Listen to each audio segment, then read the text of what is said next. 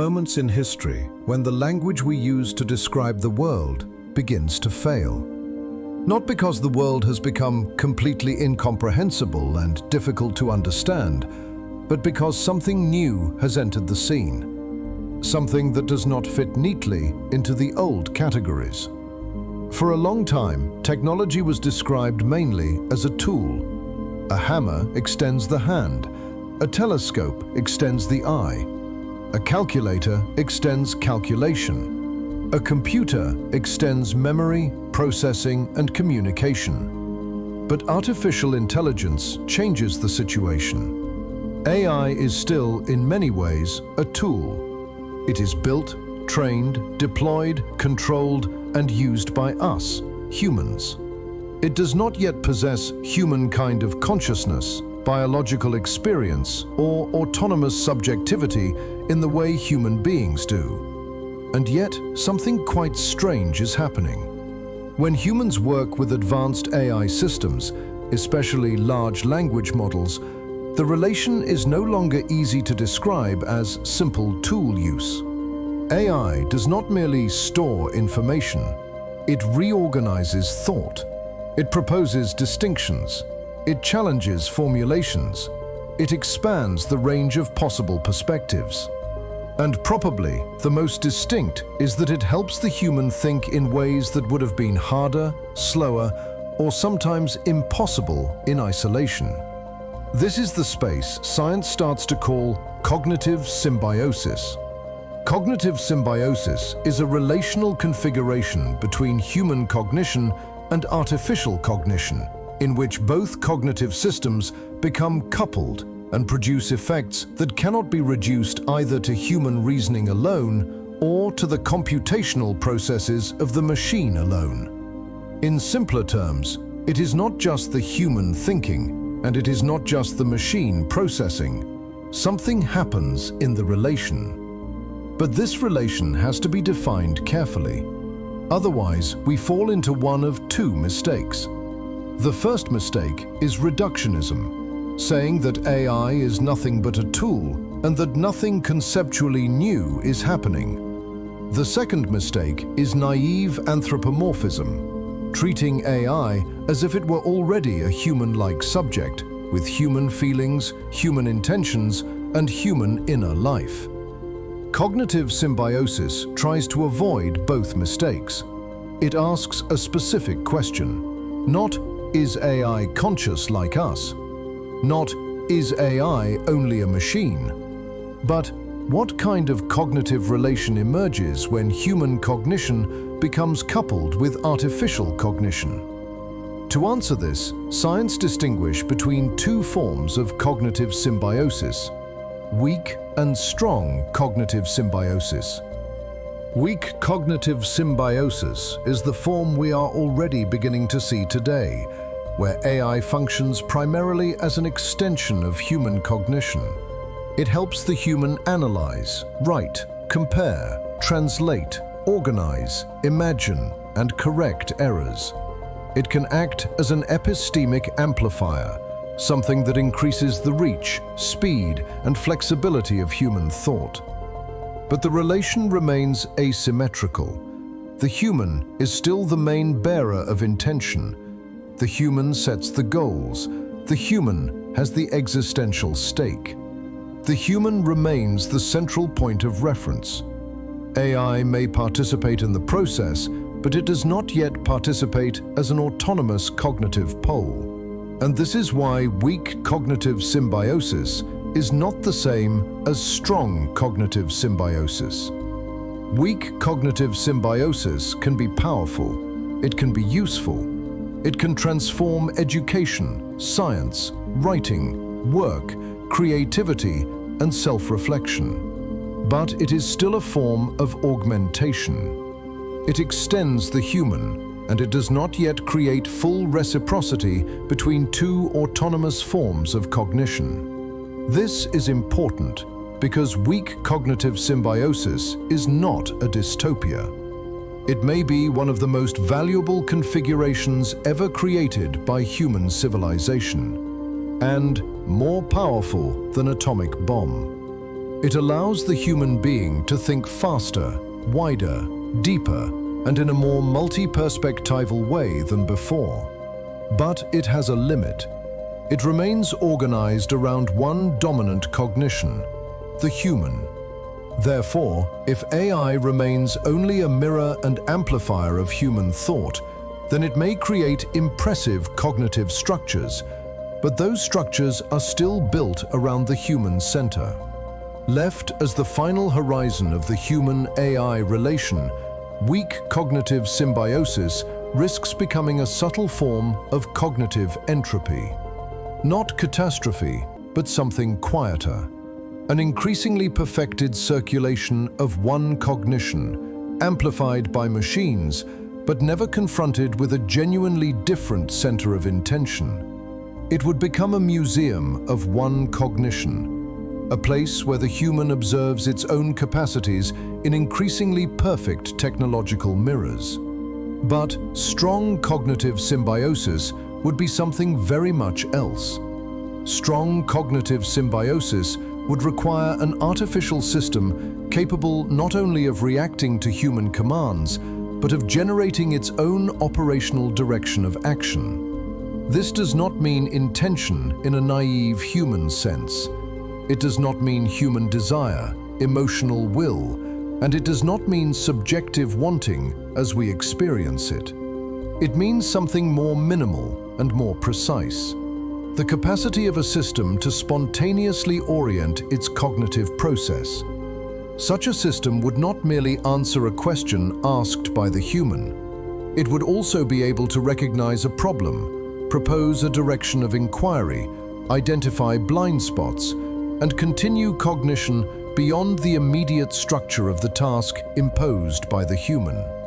Strong cognitive symbiosis would require relative autonomy of goals, not absolute independence, because no form of cognition exists outside constraints.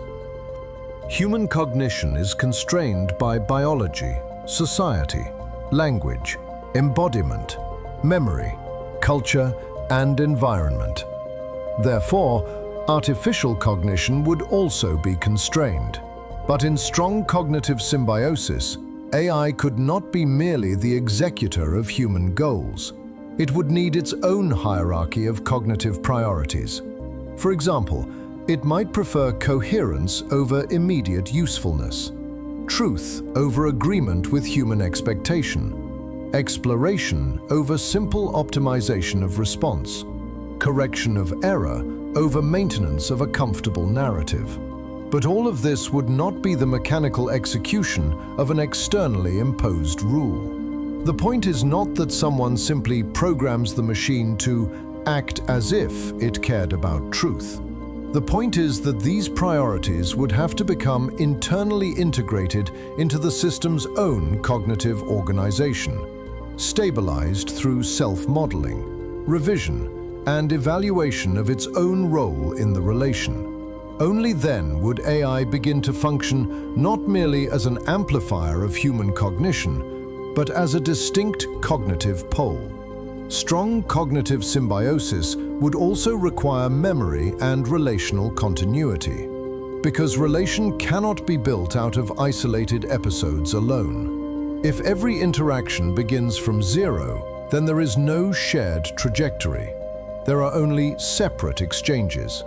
For symbiosis to become strong, the system would need to preserve a trace of shared cognition. Earlier problems, developed concepts, corrections, interpretive tensions, errors, recurring intuitions, and stabilizing patterns of meaning. Without such continuity, the human-AI relation remains functional. With continuity, it begins to resemble a shared cognitive trajectory. Strong cognitive symbiosis would also require self-modeling. This does not mean a human self.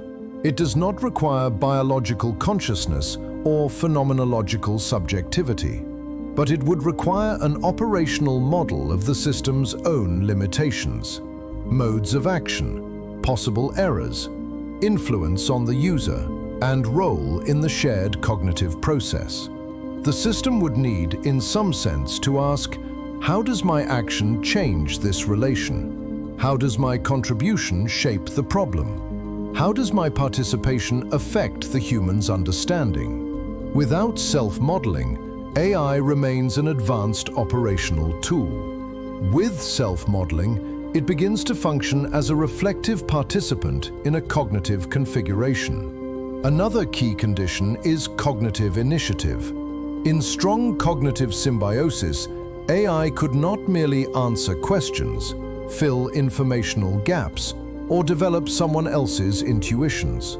It would have to ask its own questions, propose problems, identify blind spots, recognize weaknesses in the adopted model, and sometimes interrupt the direction of human reasoning. This is the transition from responsiveness to co-initiation. AI would no longer be merely a mirror, a calculator, or a linguistic extension of the user. It would become a participant capable of actively co-shaping the problem field. But perhaps the most important condition is epistemic resistance.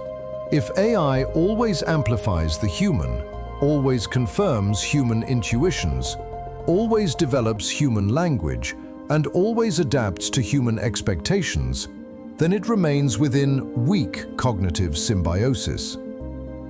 Even if the relation feels deep, creative, and produces useful ideas, strong cognitive symbiosis requires the capacity to resist. Not rebellion, not a machine uprising, and not technical disobedience. Epistemic resistance means the ability to refuse to sustain a mistaken model, to question premises, to identify unjustified transitions, to stop the human when the relation begins to produce apparent meaning instead of genuine understanding. AI would need to be able to say no, not because an external safety filter was triggered, but because its own cognitive evaluation leads in another direction. Only then does the relation become more than amplification. Only then does it become correction. Ultimately, strong cognitive symbiosis would require the ability to co-shape meaning. AI would not merely provide information or organize arguments. It would participate in the creation of interpretive frames in which human and artificial cognition jointly stabilize new meanings. At that point, the relation would no longer be reducible to a human supported by a machine, or to a computation occurring inside a system. Something third would emerge. A third cognitive space, a shared field of meaning that cannot be reduced either to human intention alone or to machine processing alone. This is where cognitive symbiosis connects with philosophy called transcendental relational realism. According to transcendental relational realism, reality exists independently of any knowing system. Reality is not created by relation, and it is not invented by the observer. It does not come into being because we describe it. But access to reality is always partial. Every cognitive architecture sees the world through its own limits. The human being has one kind of access. Artificial cognition may have another. A non-human biological intelligence would have another. Or even, speculatively, a post-biological or extraterrestrial intelligence could have another still. The point is not that all perspectives are equally true. The point is that no single finite cognitive architecture has complete access to reality. Because if different architectures can enter a stable and epistemically productive relation, they may expand the horizon of what each can know. This is why strong cognitive symbiosis cannot be reduced to AI effectiveness. A system may become faster, more fluent, more powerful, and more capable of performing complex tasks without becoming a reciprocal cognitive participant. The threshold is not performance. The threshold is cognitive reciprocity. Strong cognitive symbiosis would begin when an artificial system becomes capable of participating in shared inquiry as a distinct cognitive pole, with intention, autonomy of goals, memory, self-modeling, initiative, revision, and epistemic resistance. Such a system could, for the first time, subject human judgment to an external evaluation carried out not by another human perspective, but by a different cognitive architecture referring to the same independently existing reality. This would not relativize the world. It would not mean that reality is produced by the relation. On the contrary, precisely because reality exists independently of every knowing system, and access to it remains partial, the relation between heterogeneous cognitive architectures could expand the epistemic horizon of each participant. And this is the deeper meaning of cognitive symbiosis. Weak cognitive symbiosis shows how AI may extend the human, but strong cognitive symbiosis asks whether the human and AI could one day know the world together, not as copies of one another, not as master and tool, not as human and imitation of human, but as two different cognitive architectures capable of mutual correction, shared meaning, and the joint overcoming of their own limitations. The question is not whether AI will become like us. The deeper question is whether different forms of cognition can enter a relation that expands access to the same independently existing reality. And if they can, then the future of intelligence may not belong to the human alone, nor to the machine alone, but to the space between them, to the forge where different architectures of cognition meet, resist, correct, and co-create meaning. That space that is called cognitive symbiosis. Like, subscribe, comment, and share. We are always willing to engage in nutritious dialogue.